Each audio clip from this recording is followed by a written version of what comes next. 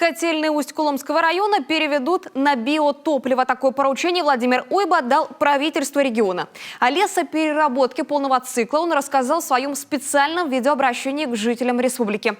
По словам главы, это не только экологическая составляющая, но и одно из звеньев в кооперационной цепочке полной переработки леса. Причем лесопромышленники готовы инвестировать в переработку. Но проблема, как выясняется, в сбыте. Парадокс и в самом Усть-Куломе, где идет глубокая переработка леса. Котельная работает по старинке и топится мазутом, а произведенные пеллеты направляют за рубеж. Это в первую очередь наше топливо, и оно использоваться должно у нас.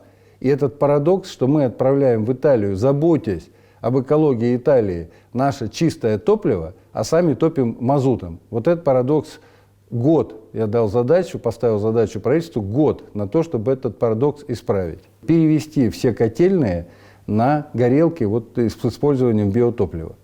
Потому что тогда запускается вот эта кооперационная цепочка.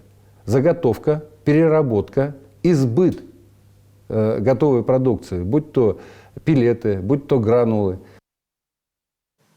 Раздельный сбор мусора, промышленный вывоз леса, трудоустройство жителей лесных поселков, культурные проекты – вот темы нового обращения главы республики. Полную ее версию покажем сегодня в вечернем выпуске программы «Время новостей». Не пропустите!